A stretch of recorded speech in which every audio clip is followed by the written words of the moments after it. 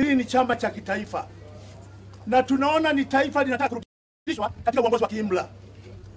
Jubilee na waomba mujitolee, Bwana Secretary General, tujitolee sisi members, tuende kule nchi mashambani, tuende kule mijini, tuwafahamishe watu wetu tumeongozwa katika barabara ya kiimla, na chama cha Jubilee kimesema hapana na hapana, haitawezekana. Wakati ukifika, hatuna bunge yetu ati tutaenda kukaa huko, na wale ambao tulichagua huko wamenunuliwa tayari, hawataweza kutuwakilisha vyema.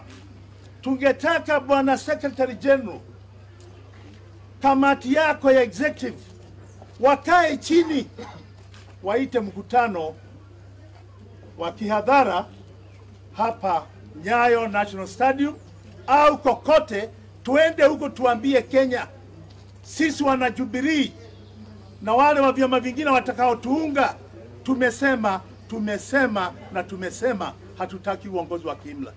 Na tumemtambua Rais Uhuru Kenyatta, mlimuona vile alivyoongoza miaka yake 10, hakuna hata kabila moja linamuonyesha kidole kwamba hakufanya kazi kwao.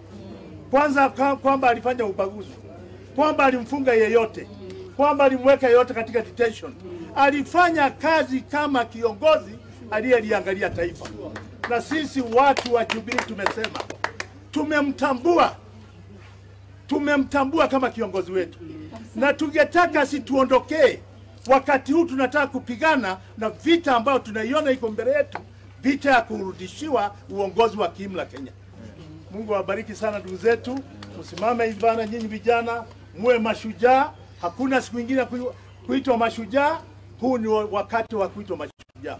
Msimame imara, mseme tumekubali serikali yote ambayo itakuwa uongozini, lakini kitujaribu kuturudishia uongozi wa dictatorship, uongozi wa kiimla, tusi vijana na wazee na wamama tuko tayari kujitokeza kusema tumekataa na tumekataa kabisa.